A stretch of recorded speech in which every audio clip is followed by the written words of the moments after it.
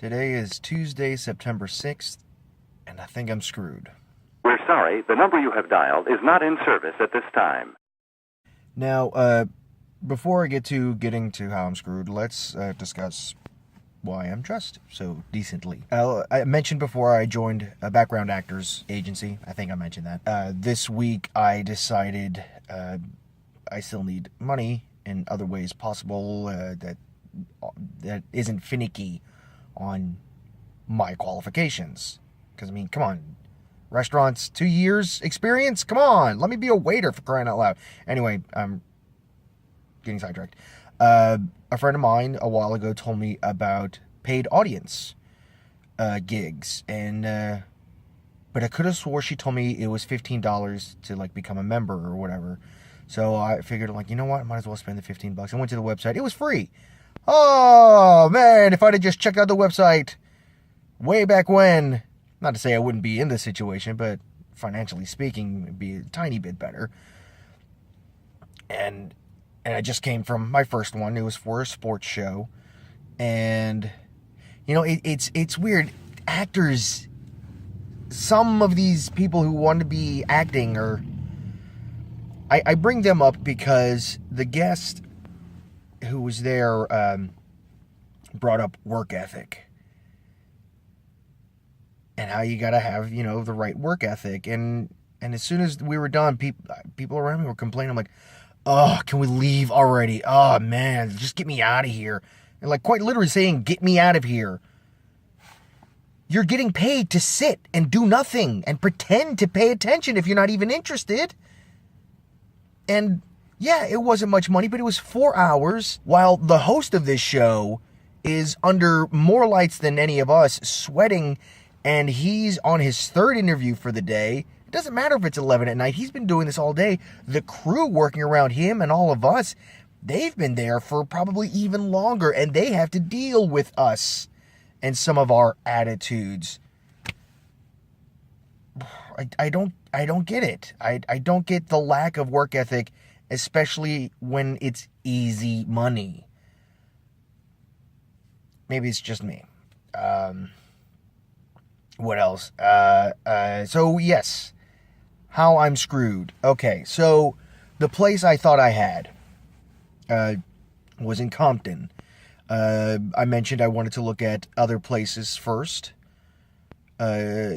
The girl who's helping me out, she's doing a phenomenal job. Places aren't responding to her, or at least I think she's doing a phenomenal job, and places aren't responding to her.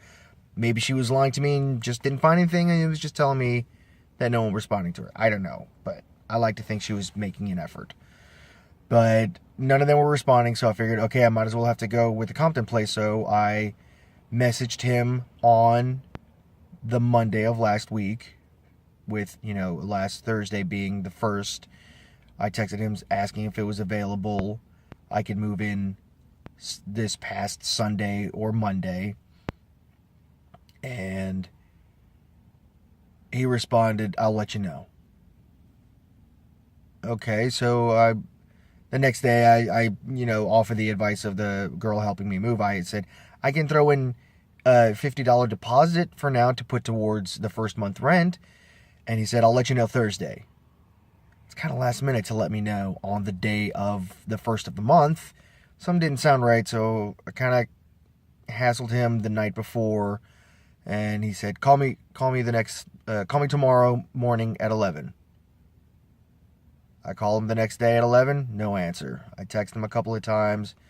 About 4 hours later, he responds, I'm at the house. I'll let you know in about an hour. 4 hours later after that, this is Thursday, September 1st, around 9 or 10 o'clock. Sorry, the place is rented. Why string me along, dude? Come on. Man, it was heartbreaking. But what wasn't heartbreaking was my trip back to Austin. One of my best friends, Kyle, wanted me to be a part of his proposal to his now fiance. And the reason he wanted to keep it secret was, as paranoid as he was about it, I was just respecting his wishes. He was afraid that if anyone were to post, hey, Jose's in town, I'm hanging out with him, that she would automatically know what was going on.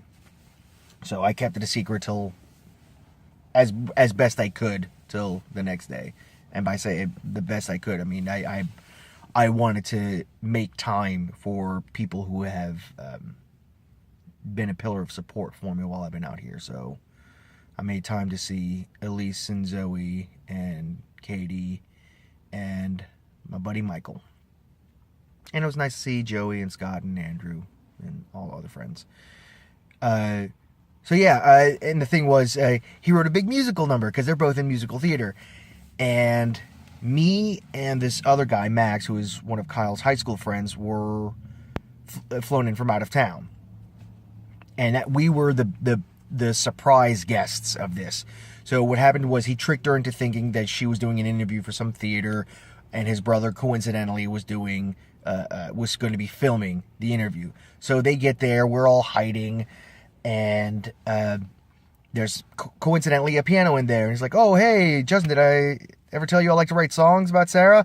And, you know, he typically writes mean songs about her, all in jest. And he starts singing about how their life together would be better than a musical. Max and I walk in together, and I say, "Hey, Kyle, that sounds great." And at that point on, she's figuring out, wait, something's not right here. And we start dancing a little, and then we run off, and other people come in while Kyle is singing and dancing. They dance with him. All in all, it was about 80 folks involved.